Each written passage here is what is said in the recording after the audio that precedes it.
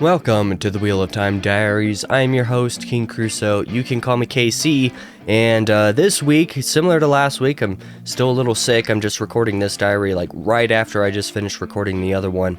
Hopefully, I hold out a little bit better for just a little bit longer this week. But in either case, this is the 5th episode for Knife of Dreams, the 11th book of the series, where this week we'll be talking about the rest of Chapter 25 all the way through Chapter 30, where we have a couple of big climactic things going on here, particularly with the Perrin plotline, which thank God that that's finally happening. After having read for 5.5 hours this week, putting my grand total at about 29 and a quarter hours for all of Knife of Dreams up to this point entire. Gotta say, like I said last week, back half of this book is definitely shining a little bit brighter than the first half did as a whole, and that is something that I'm very happy about.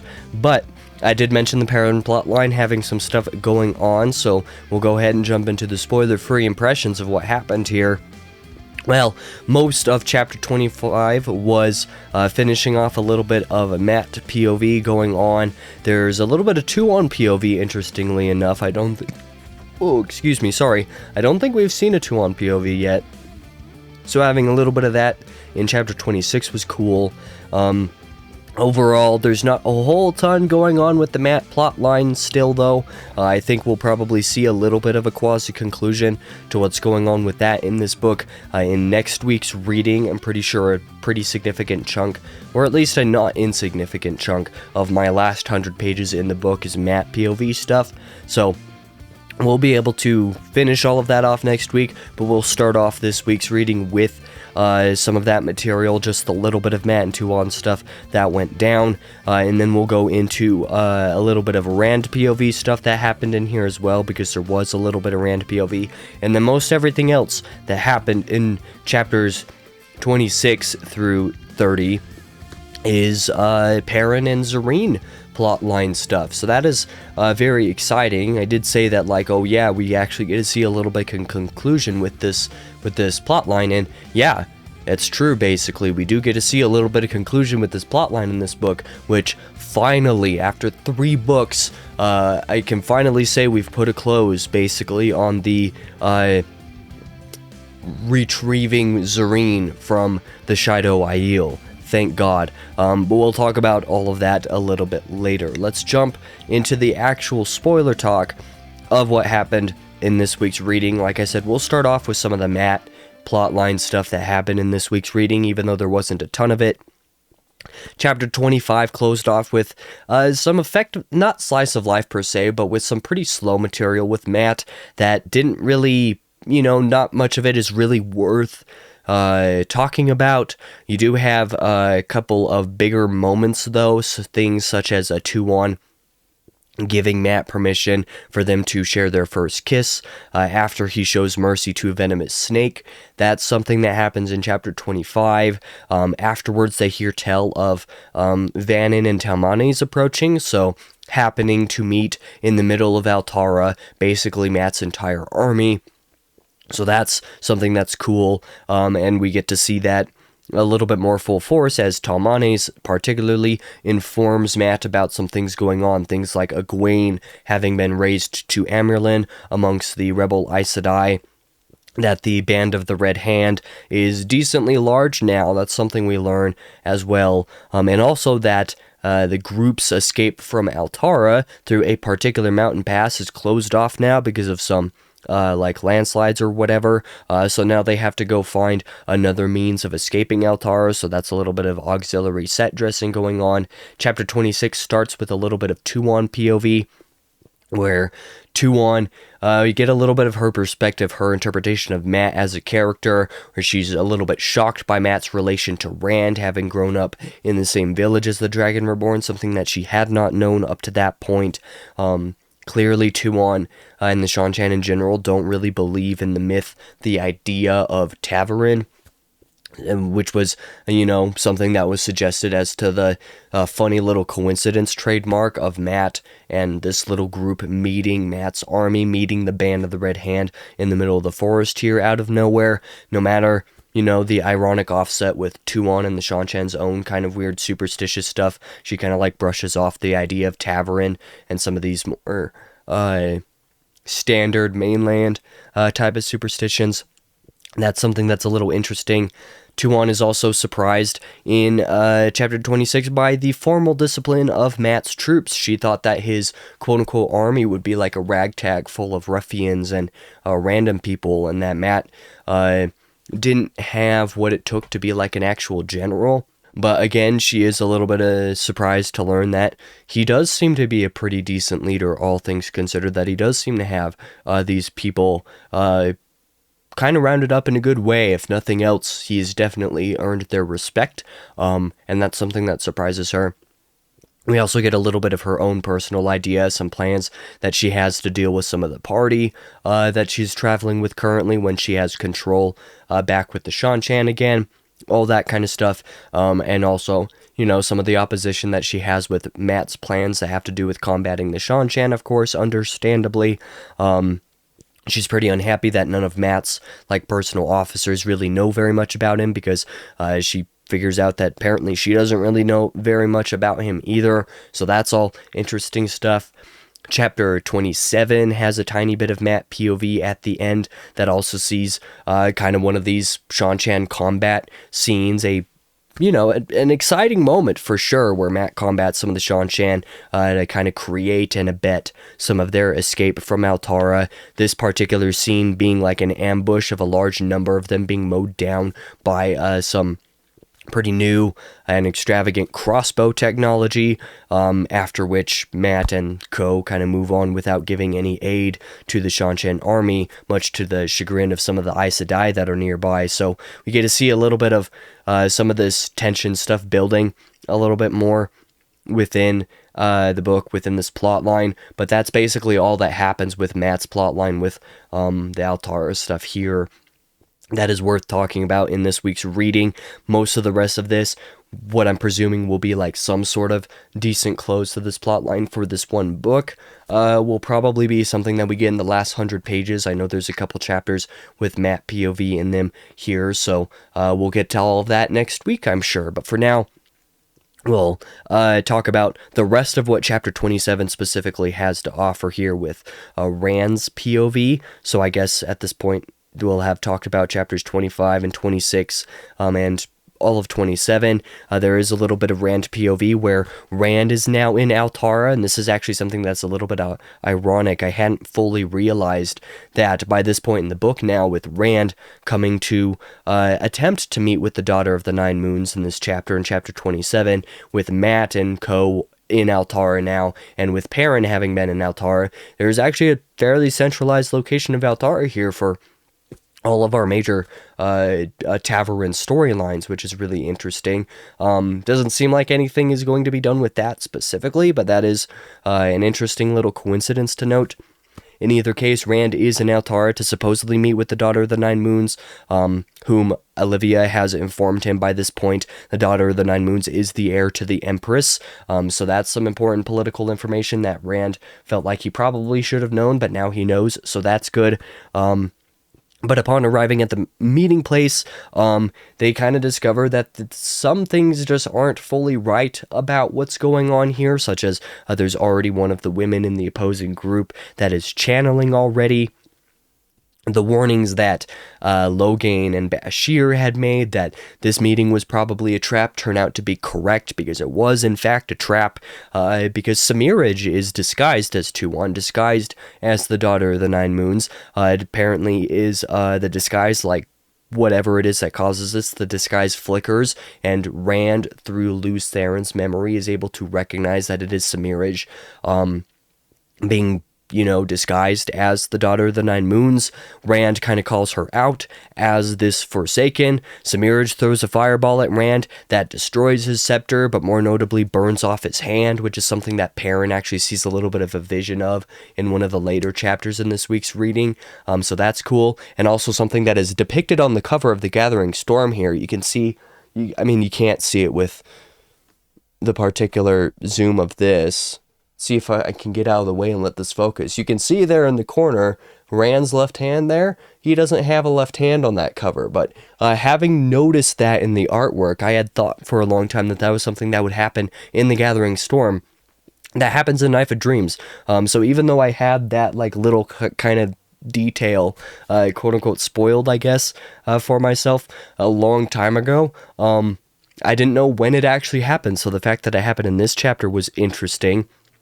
Semiraj burns off his hand in this meeting here, and basically the entire skirmish that occurs in this chapter occurs kind of off page, so to speak, because Rand is kind of out of it.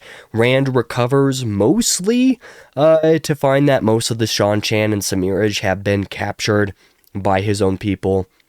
There are a couple Ashaman that are badly injured but are healed by some of the Aes Sedai. Nynaeve heals Rand, although she comments about him having something wrong with his eyes and his vision being a little bit off that she needs time to like study and figure out how to heal him from. And like the impression that I got of what was wrong with his eyes is that maybe he has like flecks of darkness in his vision, I believe is how it was described at a couple points, which reminds me very distinctly of Moradin and the, flecks of darkness associated with utilizing the true power, like the Dark One's own power. So if that's the case and that's a tie that's being drawn here, did Rand accidentally use that? Is that something that was experienced because Semiraj used it a little bit against him? I'm not entirely sure what the implications here are, but there's something wrong with Rand's vision that is probably related to the true power to one degree or another, which is kind of cool and also terrifying.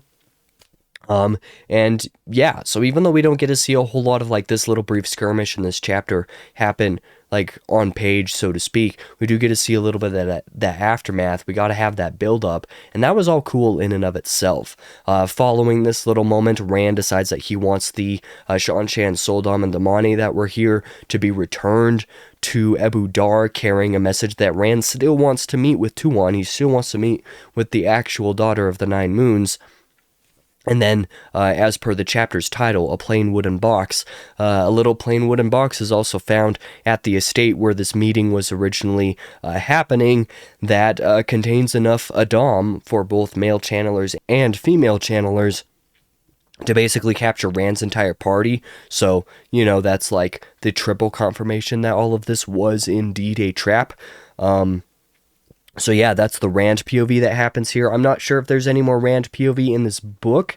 At this point, I would be a little bit surprised if there was, except for like maybe the epilogue. I'm pretty sure most of the last 100 pages that I have here is just Matt-related stuff and then Elaine-related stuff, which we'll see how that goes, given that the first half of the book was largely dominated by that stuff, and I wasn't super hot on it. It was just kind of okay. So we'll see. But that's the Rand POV that happened in this week's reading. And now is the point halfway through the video here where my voice starts to give out, where the coughing fits start to return, and where I start to really struggle. We'll see how well I can get through the rest of this, but the remainder of chapter 26 that I had not talked about yet, and then chapters 28 through 30 are what I had been teasing a little bit earlier in the video, actually finishing off a little bit of what's going on with Perrin's plotline, which is, thank goodness that this is happening. Let's just talk about it. Let's just dive into it, because it's taken a very long time to get to this point. You have to think. Zareen was captured by the Shido Aiel in the closing moments of Path of Daggers, Book 8. And then Winter's Heart had like 6 Perrin chapters that did pretty much literally nothing. And then Crossroads of Twilight was just a whole lot of like bridge book stuff. So like not a whole lot happened. Even though there's only been a few of these chapters prior to this week's diary, there'd only been a couple Perrin chapters basically, and even though those were pushing things forward a little bit, the fact that it has been, 2.5, 3 books basically worth of material, just to get from Zareen being captured to get to this climactic sequence here with her being freed by Perrin, just way too long. Way too long for this to be a thing. I have my criticisms of this arc of the series from books 7 through 11. That's stuff that I'll talk about in, a couple diaries from now, and that diary the relevant diary that I'm referencing will probably be like the first video of 2026. We'll see how things go, but like that's kind of the idea of what I have going on at the moment. In either case, we do get to see this pretty climactic sequence happen, which is great. It's nice that there's actually a climactic sequence in a Robert Jordan book at this point. So chapter 26, we get to see a little bit of Perrin POV where he watches as fork root is poured into the Malden aqueduct. He converses in his head with some wolves about the area to ensure that they'll be ready for the assault on Malden in just a couple days' time. He also sees off an advanced team that is infiltrating Malden via the aqueduct. They go through the aqueduct. They do that. He sees them off in chapter 26. He realizes that the Ashaman that are kind of with him at this point are very exhausted from all the traveling that all of their plans have required them to do. Perrin returns to his camp and hears alongside Tylee, the Shanshan general, whatever, whatchamadingle that she is, from one of her messengers that thousands of white cloak deserters led by Galad are heading north. So, people are aware that there's some political division going on with the White Cloaks now at this point, which is interesting. And we also learn that there are more Ideal that are just a few days away marching towards Malden. A couple more septs of Shido Ideal kind of meant to reinforce and bolster that group of people. So now they know that they really do have to get this assault launched, because in just a few days the Shido are going to have more people, and they definitely don't want them to have more people to combat. You switch to a brief Zareen POV at the end of the chapter here, where she kind of has to flirt with Roland in case he is in fact going to be her escape route, which we'll talk about this a little bit more later. Galena demands the oath rod that Zareen has hidden, and Zareen demands a promise that Galena is going to help her and her friends escape the next day. So, it turns out that the timing of when Zareen plans to escape and when Perrin plans to free her are coinciding pretty well. And that takes us to chapters 28 through 30, which are the actual climactic sequence of all this stuff. Literally just Perrin and Zareen POVs. There's a couple very small Galena POVs, not a whole lot that actually needs to be talked about. What important information there is in those brief POV sections, we'll mention as they become relevant in here. But chapter 28 is predominantly Zareen POV, if I'm not mistaken, because Zareen and her little group are nearly caught in their escape attempt. It is the next day, as kind of discussed from that little bit that we just covered. They are making to leave now. There's another woman as part of the Shido camp that kind of catches them in this attempt. Someone who's going to go try and tell Savannah that this is happening. They, I guess, knock her out or something. And Bane and Chiad promise to watch over her, because Bane and Chiad are not going to escape with Zareen and them, because they are Aiel, so they are committed to actually being Gaishain for the entirety of the period that they are required to be. They're just, not going to do anything against Zareen and them escaping, because Wetlanders aren't supposed to be taken for Gaishain in the first place, so they should be allowed to escape. So that's something that's going on here. They all make for Malden proper, the actual town inside this big encampment that's going on, with some of their own supplies. Zareen, still a little bit of cold effects going on right now. Zareen does retrieve the oath rod from an inn in Malden before meeting Galena at a pretty shady spot, where Galena takes the rod and basically causes this shady spot, this house where they meet in, to collapse, to trap in the entire group before she escapes. And her brief POV in chapter 28, at the very end of the chapters, she kind of witnesses the beginning of Perrin's invasion on the town, with fog rolling in on the town, and wolves howling, something that she had promised to Perrin she would tell Zareen and them about, back when she met with them back in the prologue of the book. So it's nice that this little through line is actually coming back in on itself in this book. That's nice. But Galena leaves, and so Zareen and Morghese and Aliandre and, the handful of others that are part of this group are trapped now inside a house in Malden. They're not really sure what to do, but they determine that Morghese, with her little tiny itsy bitsy little bit of channeling ability that she has, albeit very weak and sporadic, is going to use the power to ruffle a scarf that is apparently like hanging outside the front of their inn of the building that they're trapped in, to hopefully garner a little bit of attention. And in the beginning of chapter 29, we do see that this actually works out. The scarf fluttering does catch the attention from somebody who had been following them, one of, I guess, Zareen's sworn followers, I guess, amongst the group, named Therill. I don't remember who Therill is, if that's even really important, but Therill does get help from Roland and some of the others to help Zareen and them all escape from this collapsed building. So we get to see Morghese, even though she's lamented her inability to really do much channeling, the fact that she wasn't really part of the White Tower for very long or anything like this, because she just didn't have enough strength to be able to do much of anything. She was actually able to use the power to do something useful and productive for herself here, which is cool. It's very cool to see that happen. But chapters 29 and 30 see basically the actual invasion of Malden through Perrin's POV. In chapter 29, we hear some of the wolves howl, of course. We see the edges of the fog kind of meeting up against Malden as Perrin's assault is about to take place, as this is all coming to happen. We get some reports from Sulin about the northern guards of Malden, the Shido Aiel near the north of the town are dead, and so they have a safe space for people to be able to escape through on the north side of the town.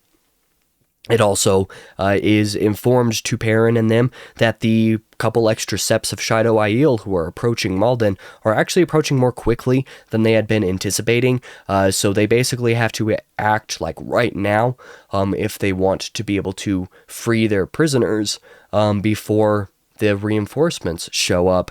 So that's a little bit tense on the timing scale. But it turns out that it is all okay anyway, because the last thing that Perrin was waiting on in this chapter here was for Grady to arrive from the Two Rivers with Tam al'Thor and a bunch of Two Rivers bowmen with him, who will make a pretty significant chunk of the primary attack force early on Malden here.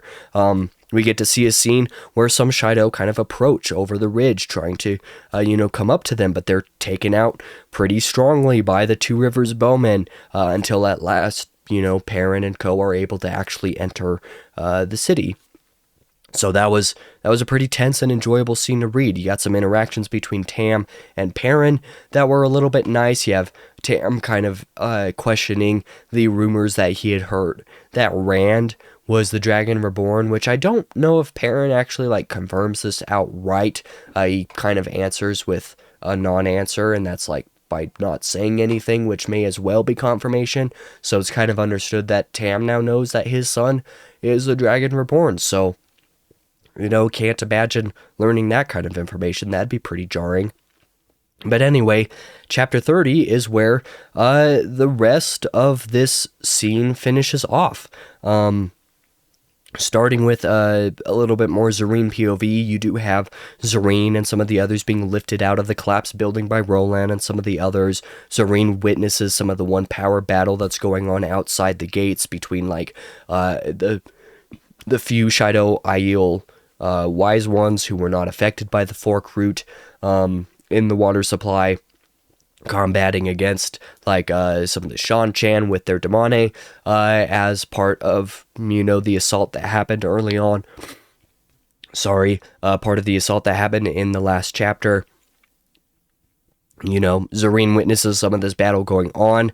Morghese takes a drink of water, which, because of fork root and her having the ability to channel, causes her to collapse, so she has to be carried away by one of the helpers over here. Roland makes to try to hide all of them, and then, wanting to take them all to the forest to try to escape, because that's the plan at this point to do, so that's something that he makes to try to do here. Switching back to Perrin POV for the rest of the chapter, I believe. Basically the rest of the chapter, again, we'll talk about the exception there when it's relevant here in just a couple minutes. In Malden, when they're actually inside the city, Aram out of nowhere, Aram, of course, is the Tinker, who picked up a sword several books back. We thought that there was going to be some pretty big potential for this character to do some interesting things. Turns out that Aram was just kind of tricked by Massima into believing that Perrin was bad for Zareen and for everybody else, that Perrin and Elias, with their, wolf brother eyes, are actually Shadow Spawn. So Aram, once they're in Malden, just kind of all of a sudden decides that he's going to attack Perrin. So that happens. Aram dies. Rip in pieces, kid. Sorry, but this was a very underwhelming conclusion for this character, in my opinion. But that's neither here nor there. Inside the city, Perrin does witness Zareen and co being helped by some of the Shido, as they're escaping. Perrin kills Roland as they're trying to escape there. And, Zareen and all the other prisoners are freed here because they just happen to meet very close into the city here. So that's good. Perrin does tell everybody to make for the north end of the town, the north end of the city, where it is a little bit safer for them to actually make their great escape from. And he also has Theron, who was continuing to follow Zareen's group again, go to the fortress within Malden to get the others who had infiltrated via the aqueduct earlier to come out this direction and escape, because originally they were going to go to the fortress because Perrin had the promise from Galena saying that Galena would let Zareen and everybody know to wait in the fortress. And since Galena never did that, they never would have encountered anybody there at the fortress. So Perrin wants those people back. That happens. Zareen takes a little bit of initiative with some of what's going on here as well. It's all just kind of fine and dandy. It's nice that Perrin and Zareen are reunited here, closing off this little bit of a plot line. It is basically revealed between some conversations that go on in this point in the chapter that Galena lied to Perrin, obviously, of course, about letting Zareen and everybody know to wait in the fortress. Obviously, Galena lied to and blackmailed Zareen and all of them as well, and so it's deduced that she is Black Aja, which is a claim that is pretty harsh, and one of the Aes Sedai that's kind of like around in the area here doesn't really take kindly to this being asserted, but it is asserted anyway, and it's determined that if that is true, that Galena will have to face trial by other Aes Sedai for it to be determined before she can be stilled or anything. But it doesn't really matter in the first place, because we do get a tiny bit of Galena POV right at the very end of the chapter again, that she's now going back to the Aiel Waste with Tharava and some of the other Shido who kind of escaped the attack, because they're going back there and they're never coming back to the wetlands again. And Galena's going to be Tharava's, owned slave forever. So good riddance, Galena. I very highly doubt that we'll see her again in the rest of the series. Congratulations. That's nice. One of the few Aes Sedai who I actually know by name now, I'm now probably never going to see through the rest of the series, so that's funny. But in either case, that does happen, and the battle's basically over at this point, at the end of Chapter 30. Following the battle, Tylee of the Shanshan does ride up to Perrin. She has Savannah as a prisoner, funny enough, which is nice. We learned that Massima lives with only about 100 of his own men. His people took pretty heavy casualties, probably because his people were not like actually trained soldiers. They're the actual riffraff that Tuon thought Mat's army would be. Funny enough, it seems that the Shanshan forces and Perrin's own people as well suffered pretty minimal casualties, so that's nice. And Zareen claims Savannah's wealth. Now that Savannah's captured by Tylee, Zareen claims Savannah's wealth to be used for the freed prisoners, basically, and calls for as many of the Gaishane, particularly the Wetlander Gaishane, to be freed as possible. That's something that she takes initiative in seeing done. And the chapter basically closes, not counting the Galena POV, with Perrin and Tylee kind of introducing themselves to each other again by a first-name basis, where Perrin had thought that he was making a deal with the Dark One, allying with the Shanshan for the purposes of freeing Zareen. Seems like there's a little bit of a friendship that's formed here, albeit slight. If nothing else, there's definitely a lot of respect there. Tylee says that she would not want to come up against Perrin in battle because of the tactics that were used and how effective his army was with like the longbows and stuff with the bowmen from the Two River. these characters are introduced to Zareen as well, because that was the entire point of this assault, was to be able to free her. So these people are all properly introduced to one another, and that's everything for the reading of this week. That basically finishes off this freeing Zareen from the Shido Aiel plotline, which, again, for the millionth time, I'm going to say it again, thank goodness this finally happened after 3 books. Good riddance to this plotline. I hope that these characters actually have something to do in the next 3 books. That would be nice. But in either case, that is it for this diary. That is it for this week's reading. Next week, we're going to be covering... not very much, quite frankly. The last 100 pages of the book, like I said, having to take cough drops are making me burp now, too. There's going to be a little bit of Matt plotline stuff going on here, and then a little bit of Elaine plotline stuff going on here. Given that a lot of the first half of Knife of Dreams was Matt and or Elaine stuff, and I was just kind of lukewarm on it, where it felt a little bit, a little bit longer than it needed to be, quite frankly. We'll see how these last 100 pages go with a couple chapters for each of these plot lines. I'm hoping that these plot lines also come to a little bit of nice, relative close, the way that Rand's plotline has and Perrin's plotline has. Even Egwene's to a certain degree, from a certain perspective. A lot of the plot lines in Knife of Dreams have seen like an actual end point that feels like actually substantial to one degree or another, and I'm hoping that Elaine and Matt get that same treatment, because that would make like the back half of Knife of Dreams make the front half all the more worth it. It would actually feel like, a proper Wheel of Time book in and of itself for the first time in several books, where a lot of Robert Jordan's structuring stuff has been kind of an issue. Just to kind of wrap up this video here, I do want to talk about what I mean by that. Robert Jordan doesn't always do the best with structure, with plotting stuff, with actually allocating POVs in solid ways. He does a good job a lot of the time, but there's also a lot of like weird decisions every now and again that occur that are just like, okay, why are we doing this way? And books 7 through 11 have been particularly strong in the but why though energy, just in terms of what Robert Jordan has been doing.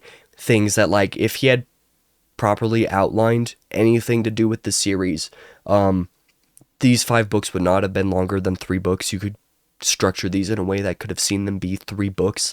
So in some sense, I understand why people, at this point, having gone through most of the back half of Knife of Dreams, I'm starting to see why people are saying that this is more of a return to form for Robert Jordan. But I'm not entirely sure where it is that I fit in that argument at this point. I'm not sure how much of a return to form it is per se, and more just the fact that Robert Jordan finally realized, oh yeah, maybe I should like actually do a book structure for this book, to make it read like a book instead of like a meandering nonsense.